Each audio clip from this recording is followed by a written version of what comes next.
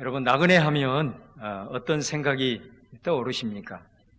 일단 집이나 고향을 떠나는 사람입니다. 그러니 나그네는 항상 고향을 생각합니다. 집으로 돌아갈 생각을 하니까 지금 자기가 거하고 있는 곳에 안주하지 않습니다. 이곳은 잠시 있을 뿐입니다. 그러니 정을 주지도 않습니다. 애착이 없는 것입니다. 반면에 나그네를 바라보는 사람들도 이렇게 생각을 하는 거죠. 저 사람은 떠날 사람이야. 정 줄 필요 없어. 그리고 그 사람에 대해서 신뢰를 잘 하지를 않습니다. 별 기대도 하지 않습니다. 왜요? 잠시 있다가 갈 사람이니까. 그죠? 그렇기 때문에 나그네는 서럽습니다.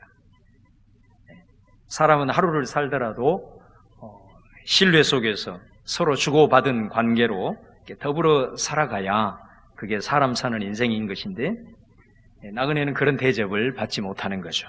그렇기 때문에 서럽기도 하고 외롭는 것입니다. 여러분, 오늘 말씀을 시작하면서 11절에 사랑하는 자들아 거류민과 나그네 같은 너희를 권하노니, 여기서 거류민은 외국인이라는 말입니다. 이 말은 우리 그리스도인은 이 땅에서 사는 동안 외국인이고 세상 한복판에서 살아가는 우리는 나그네다라는 의미입니다. 그러면 우리의 고향은 어딜까? 하나님 아버지가 계시는 하늘나라이겠죠. 그곳이 우리가 궁극적으로 돌아가야 할 고향입니다. 그러면 여러분, 나그네인 우리는 이 땅에서 어떻게 살아가야 할까요? 우리 잠시 머물다 가는 곳이기 때문에 정 붙이지 않고 살아야 할까요? 이 땅에 별 관심이 없이 그렇게 살아가야 할까요? 사람들과 신뢰 관계도 형성하지 않고 이방인처럼 그저 그렇게 살아가야 할까요? 일단 이런 질문을 던져볼 때 우리는 여러 가지 생각을 하게 됩니다. 그 중에 하나가 뭐냐면, 과연 오늘날 그리스도인들은 자기의 정체성을 나그네로 인식하고 있을까? 성경에 기록이 되어 있으니까 이론적으로는 그렇게 생각할지 모르겠으나 그리스도인들이 세상에 대해서 집착하고 있는 것을 보면 많은 생각을 하게 되지요.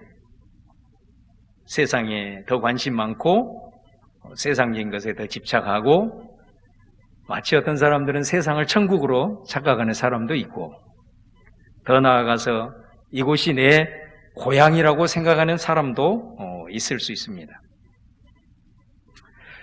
내 자신이 그리스도인이라고 밝히지 않으면 세상 사람들은 그리스도인이라고 전혀 알아채지 못하는 경우도 있습니다.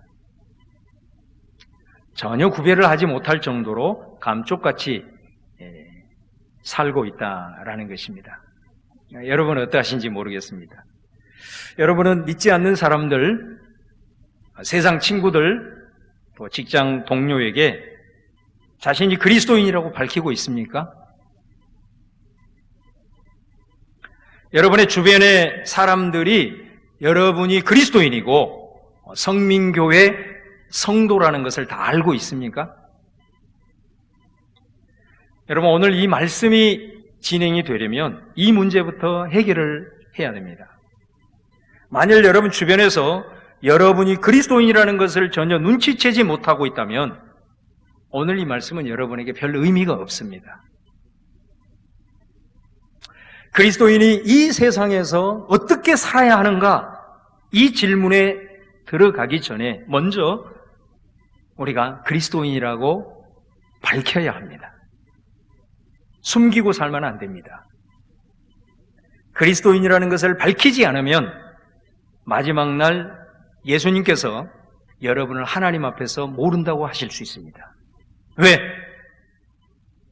내가 그리스도인이라고 밝히지 않으면 나를 부르신 하나님의 부르심도, 하나님께서 내게 주신 사명도 아무런 의미가 없습니다. 그것은 실제로 예수님을 부인하면서 사는 것과 같습니다. 그렇기 때문에 마태복음 10장 33절처럼 누구든지 하나님 앞에서 나를 부인하면 나도 하늘에 계신 내 아버지 앞에서 그를 부인하리라. 당당하게 나는 그리스도인이라고, 나는 성민교회를 다니는 집사고 권사고 장로라고 말할 수 있어야 합니다. 먼저 이것부터 확실하게 정리를 하셔야 한다는 거죠. 그렇게 되면 그 순간부터 세상 사람들은 그리스도인을 어떻게 생각하느냐? 나그네로 생각합니다. 이방인처럼 우리를 대하기 시작한다라는 것입니다. 세상 사람들은 내가 그리스도인이라고 당당하게 밝히는 순간 마치 자기 자신이 갑이고 그리스도인이 을인 것처럼 행동을 하고 우리를 대합니다. 자신들이 하는 행동과 생활에 대해서는 지극히 당연한 것으로 여기고 그리스도인으로서 하는 행동은 똑같은 것도 당연한 것으로 여기지 않는 경우가 많습니다. 세상 사람들이 그리스도인들을 어떻게 생각하느냐? 오늘 12절에 잘 말씀하고 있습니다. 12절 말씀을 우리 함께 봉독하도록 하겠습니다. 시작. 너희가 이방인 중에서 행실을 선하게 가져 너희를 악행한다고 비방하는 자들로 하여금 너희 선한 일을 보고 오시는 날에 하나님께 영광을 돌리게 하려 함이라. 여러분, 세상 사람들이 그리스도인들을 어떻게 보는가? 자, 오늘 말씀에 보면 악행한다고 비방한다라는 것입니다. 그리스도인들을 어떻게 생각하냐면 참 저 사람들은 악행하는 자들이야 라고 하면서 비방한다 라고 여긴다는 거예요. 여러분, 오늘 이 베드로전서가 기록된 당시의 상황을 보면 이 말씀의 의미가 어떤 것인지 잘 알 수가 있습니다. 이거는 그리스도인의 가치, 또 그리스도인의 삶을 잘 알지 못하는 오해에서 비롯된 경우가 사실 많았습니다. 그리스도인들이 초대교회에 이 성찬식을 하게 될 때에 집례하는 사람이 이것은 내 몸이니, 이것은 너희를 위해 내 흘리는 피니, 그러므로 이것은 이 살을 먹고 이 피를 마셔라, 이렇게 예수님의 말씀을 대언하면서 인도하잖아요. 세상 사람들은, 그리스도인들은 은밀하게 자기네들끼리 모여서 인육을 먹는 아주 야만인들이다, 이렇게 생각을 하고 비방을 한 것입니다. 또 초대교회 때부터 성도들은 서로를 향하여 하나님을 우리 아버지로 섬기기 때문에 서로를 가리켜서 형제요, 자매요 이렇게 불렀잖아요. 사실 형제, 자매라는 표현은 가족에게 하는 표현이잖아요. 그래서 세상 사람들은 근친상가를 하는 아주 음란한 집단이다, 이렇게 오해를 하면서 비방을 했던 것입니다. 당시에는 헬라 사회도 마찬가지고 로마 사회도 마찬가지고 거의 보편적으로 우상을 섬기는, 그래서 곳곳마다 신상들이 세워져 있는 것이 사실은 거의 일반화되어 있었습니다. 그리스도인들은 절대로 그 우상 앞에 절을 하지 않았습니다. 그래서 세상 사람들은 그리스도인들을 가리켜서 다른 신을 인정하지 않은 아주 배타적이고 폐쇄적인 사람들이다, 혹은 다른 사람의 종교와 다른 사람의 사상을 인정해주지 않은 아주 교만한 사람들이다 라고, 저들은 이 시대의 필요 악이다, 이렇게까지 비방을 했던 것이에요. 심지어 이후에 네로가 로마를 다스릴 때는 로마 시내에 대형 화재가 일어났을 때 당시에 이렇게 비방을 받고 있는 그리스도인들에게 거짓 소문을 퍼뜨린 겁니다. 이 방화는 기독교인들이 저지른 것이다. 여러분, 그 일로 인해서 얼마나 많은 로마의 그리스도인들이 붙잡혀서 순교를 당했는지 모릅니다. 배너의 영화를 보면 그 일 때문에 붙잡혀서 콜로세움에서 모여 사자의 밥이 되고 십자가에 달려 화형을 당하는 이런 일들이 많이 발생을 했던 거죠. 그리스도인들은 폭동을 일으키는 자들이고 선동하는 자들이고 아주 폭력적인 자들이다, 이런 악행을 하는 자들이다라고 비방을 했던 겁니다. 사회에 어떤 문제가 발생을 하면 그것을 자꾸 그리스도인들에게 뒤집어 씌워서 매도하는 현상이 초기 교회에 아주 빈번하게 일어났다는 것입니다. 개개인적으로도 또 집단적으로도 그리스도인들이 당시에 이런 대우를 받았다라는 겁니다. 그래서 오늘 말씀에 너희를 악행한다고 비방하는 자들, 말씀의 의미가 바로 그런 의미입니다. 특별히 여기서 비방한다라는 헬라어 말은 일부러 비튼다 이런 뜻입니다. 그러니까 제대로 이해하지 아니하고 항상 자기 판단의 기준으로 상대방을 평가할 때 우리는 그걸 비방이라고 하는 것입니다. 속된 말로 항상 늘 삐딱하게 바라보면 항상 거기에는 비방이 나오게 된다라는 거죠. 세상 사람들이 그리스도인들을 그렇게 보았다라는 거예요. 그래서 사실은 세상 사람들이 당시 이 그리스도인들에게 악행하는 자들이다 라고 비방했던 것은 일종의 낙인이었습니다. 특별히 자기네들이 생각하고 즐기는 어떤 세속의 문화 이런 것에 동조하지 않고 그들이 가지고 있는 가치에 인정하지 않는 그리스도인들을 향한 일종의 낙인이었다라는 것입니다. 여러분, 우리가 그리스도인이라고 밝히지 않으면 세상 사람들은 이런 비방을 하지 않습니다. 그래서 초대교회에서는 네가 진짜 그리스도인이냐? 라고 세례를 줄 때는 로마서 10장에 그런 표현을 하잖아요. 누구든지 주의 이름을 부르는 자는 구원을 얻으리로다. 공개적인 석상에서 공공의 장소에서 나는 그리스도인이라고 고백을 해야 그 사람에게 세례를 주었습니다. 여러분 아셔야 합니다. 내가 오늘날도 마찬가지예요. 세상에서 안정적인 위치에 있고 세상 사람보다 탁월하고 많은 것을 소유한다고 해도 내가 그리스도인이라고 밝히는 순간 우리는 세상에서 나그네 대접을 받을 수밖에 없습니다. 그래서 나그네처럼 그리스도인은 사실 외로운 존재들입니다. 시대가 악해지면 악해질수록 우리는 억울할 수밖에 없고 부당한 대우를 받기도 하고 왕따 당하기도 하고 우리의 행동 하나하나를 늘 비틀어서 그렇게 판단을 하는 겁니다. 때로는 처음부터 낙인을 찍어서 집단적으로 공격을 가하기도 하는 것입니다. 예수님이 그것을 너무나도 잘 아신 것입니다. 그래서 예수님은 앞서서 이런 말씀을 하셨죠. 누가복음 6장에 보면 너희들이 내 이름 때문에 예수님 때문에 세상에 너희들을 미워하고 욕을 하고 악하다고 말할 때에는 너희에게 복이 있다.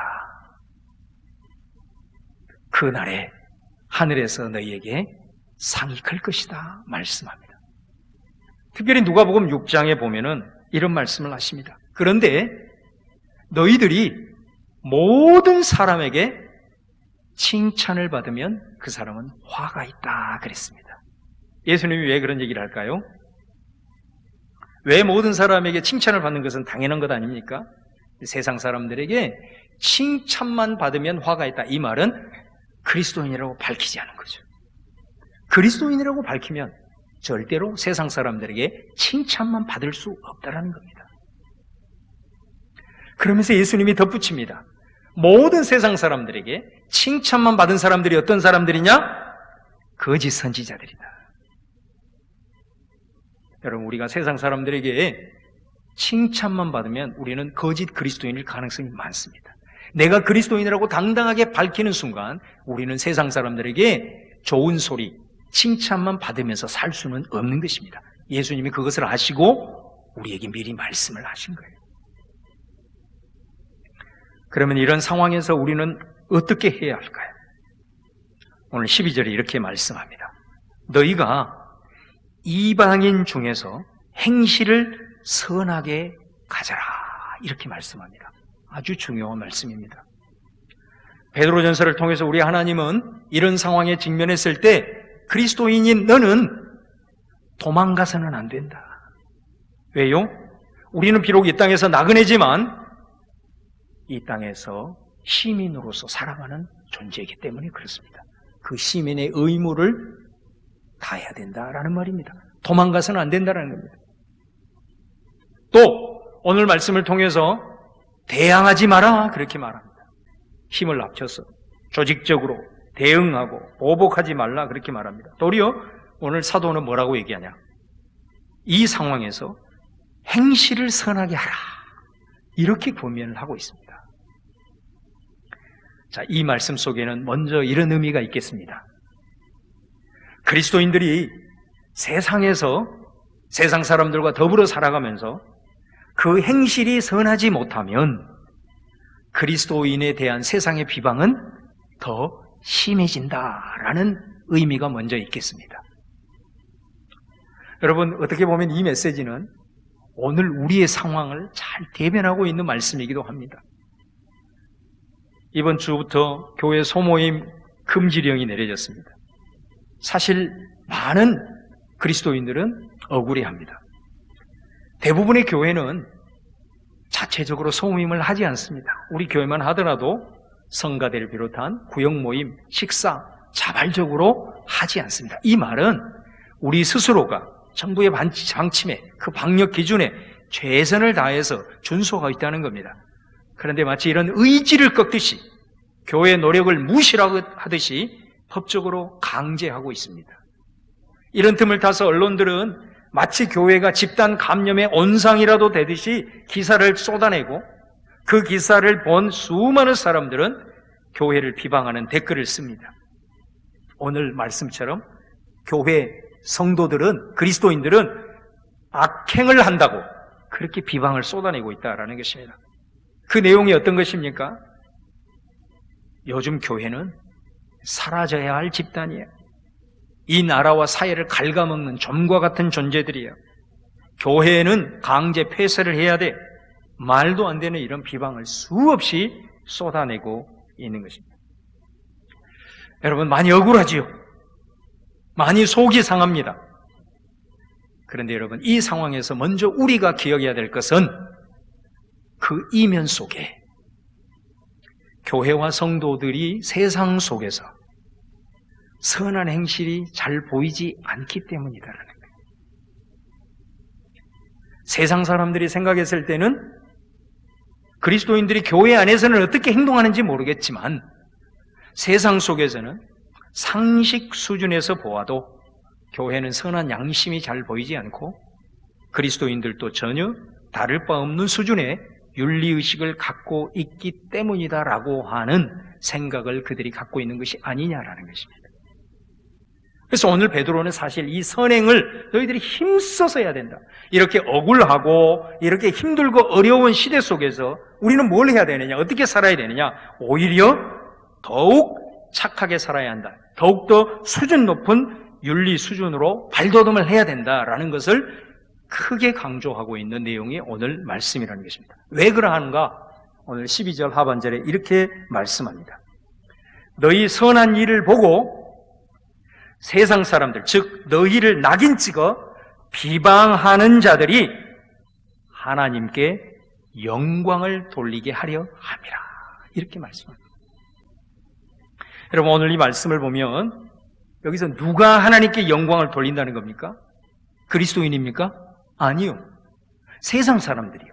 세상 사람들이 하나님께 영광을 돌린다라는 겁니다. 어떻게 그들이 하나님께 영광을 돌릴 수 있을까요?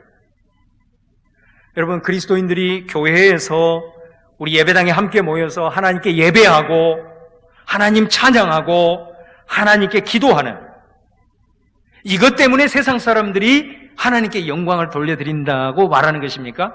아닙니다. 그런 행위는 믿는 우리를 통해서 하나님이 영광을 받으시는 겁니다. 우리가 영광 올려드리는 그런 행위들을 통해서 교회 안에서 이루어지는 그런 예배나 이런 것들을 통해서는 세상 사람들이 하나님께 영광을 돌리지 않습니다. 오히려 그런 것들을 더 자주 하고 막 그거에 더 힘써하면 세상 사람들은 오히려 맹신이라고 우리를 더 비방할 것입니다. 그것 때문에 절대로 세상 사람들은 하나님께 영광을 돌리지 않습니다. 그러면 무슨 말이냐? 일단 세상 사람들이 하나님께 영광을 돌리기 위해서는 어떻게 해야 되느냐? 우리가 세상 속에 들어가서, 그죠? 그리고 세상 사람들과 더불어서, 그리고 세상 사람들과 소통을 하는 거예요. 그래서 일단 그들이 세상 속에서 행하는 나의 모습을 보고, 나의 세상에서 살아가는 나의 태도를 보고, 나의 인격을 보고, 그것이 착한 행실이라고 한다면 세상 사람들은 그것을 통해서 하나님께 영광을 올려드린다라는 겁니다. 그런데 여러분, 여기에는 단서가 있습니다. 그 단서가 뭐냐면 오시는 날에 라는 게 단서입니다. 현재가 아닙니다. 오늘 말씀에 보면 오시는 날에, 종말 때를 의미하는 거죠. 여러분, 우리가 세상에서 살아갈 때에 우리가 비록 그런 선한 행실을 세상 속에서 살아간다고 해서 반드시 세상 사람은 우리가 살아가는 현재 속에서 우리를 인정하고 그것을 통해서 하나님께 영광을 돌릴 가능성은 많지 않습니다. 만약에 우리가 그렇게 생각한다면 우리는 굉장히 순진한 생각을 하고 있는 것입니다. 우리가 착한 행실을 하더라도 세상 사람들은 오히려 우리를 칭찬하기보다는 계속해서 우리를 더 비방할 가능성이 여전히 많습니다. 우리가 이 세상에 살아가는 동안. 그래서 오늘 말씀은 우리의 선한 행실을 통해서 세상 사람들이 하나님께 영광을 올려드리는 그 때가 언제냐? 주님 재림하시는 날, 오시는 날에, 마지막 날에 하나님 앞에 섰을 때 하나님께 이들이 영광을 돌린다라는 것은 나를 아는 세상 사람들, 우리 교회를 아는 세상 사람들이 이 땅에서의 우리의 행위를 보고 참 저 사람의 이 땅에서의 선한 행실은 내가 하나님 앞에서 내가 마지막 이 날에 고백하는 거지만 착한 양심대로 산 사람이었습니다. 참 저 사람의 행실은 선했습니다. 그렇게 하나님 앞에서 세상 사람들이 마지막 날 인정하는 그것이 하나님께 영광 올려드린다라는 말씀이에요. 그러므로 마지막 날에 하나님께 영광을 드리기 위해서, 하나님의 이름을 높이기 위해서 반드시 내가 아는 세상 사람이 하나님 앞에서 증인으로 선다는 것을 잊어버리면 안 됩니다. 그 말을 하고 있는 겁니다. 여러분, 우리 주님이 오시는 날, 주님 앞에 서는 날, 여러분이 하나님께 영광을 돌려드리기 위해서 여러분의 이 땅에서의 삶, 교회 안에서의 삶 말고 세상 속에서 여러분의 삶이 선했다고 증언할 사람이 있습니까? 한 사람이라도. 교회 안에서 우리가 참 예배하고 기도하고 참 신실했지만 믿지 않는 사람들과의 관계 속에서, 동네 이웃들과의 관계 속에서, 우리의 직장 속에서 그들이 나라에 대해서 어떻게 평가하는가? 저 사람 형편없었어요. 나는 저 사람을 보고 그리스도인이 위선적이라고 판단을 했습니다. 나는 저 사람이 그리스도인인 줄도 몰랐습니다. 이런 말만 나를 아는 사람이 하나님 앞에서 증언한다면 십자가를 통해서 우리에게 주신 그 은혜를 마지막 날 우리가 하나님 앞에 어떻게 갚을 수 있겠는가? 최소한 한 사람, 나를 하나님 앞에서 칭찬하고 인정하는 그 세상 사람, 한 사람의 증인. 여러분, 앞으로 우리가 살아가는 남은 생애는 이런 증인들을 한 사람, 두 사람 확보하면서 살아가는 겁니다. 그렇게 사시기를 바랍니다. 그래서 마지막 날 하나님 앞에 섰을 때 나를 통해서 우리 하나님이 영광 받으시는 그런 은혜가 여러분에게 있기를 주님의 이름으로 축원합니다. 오늘 15절 말씀을 보세요. 15절에 보면 곧 선행으로 어리석은 사람들의 무식한 말을 막으시는 것이라 이렇게 말합니다. 자, 여기서 어리석은 사람들의 무식한 말은 무엇을 의미합니까? 자, 그들이 하나님의 마지막 날 심판 앞에서 자기들의 악행에 대해서 변명하는 것을 말합니다. 이런저런 핑계를 대는 거죠. 그 중에서 세상 사람들이 하나님 앞에서 핑계를 댈 때에 가장 강력한 핑계요 변명이 뭔 줄 아십니까? 예를 들어서 이런 겁니다. 하나님, 나는 그리스도인인 아무개 친구가 있었는데요. 그는 교회에서 직분도 갖고 예배도 잘 드리고 교회 생활 잘했어요. 근데 내가 친해서 그를 잘 아는데 세상에서는 순전히 사기쳤어요. 아무도 모르게 음란한 짓 하고 다녔고 누구에게 한 번 당하면 몇 배로 보복하고 교회를 나는 다니지 않고 예수 안 믿어도 세상에서는 내가 예수 믿는 내 친구 쟤보다는 나았어요. 하나님께서는 그 사람의 변명을 막을 길이 없습니다. 그 말하는 겁니다. 그들이 이 땅을 살아가면서 그리스도인들을 조롱하고 교회를 대적하고 하나님의 나라를 방해한 그 악한 행위들, 더 나아가서 하나님에 대해서 함부로 말하고 비방했던 그 어리석고 무식한 말들을 확실하게 막아서 입을 다물도록 해서 그들에게 내릴 하나님의 심판이 합당하다는 것을 보여주는 증거가 뭐냐? 그 사람을 아는 그리스도인의 이 땅에서의 선행이다 이 말입니다.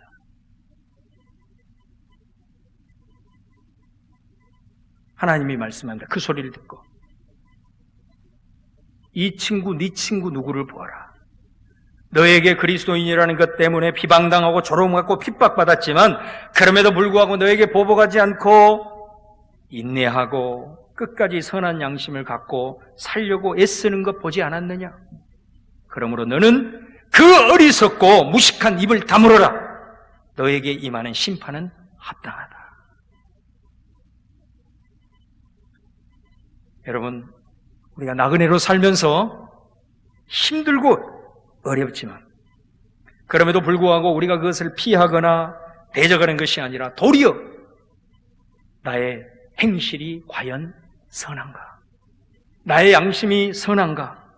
이거를 돌아보면서 더욱더 선한 일에 힘쓰는 이유가 나 자신을 위함이 아니라 나 자신의 구원의 문제가 아니라 마지막 날 하나님 앞에 섰을 때에 하나님께서 이 땅에서 내게 베풀어 주신 은혜를 갚는 일이고 세상 사람들 앞에서 하나님 앞에 하나님의 영광을 드러내는 일이고 그 거룩하신 이름을 위해서라는 사실을 기억할 수 있기를 바랍니다.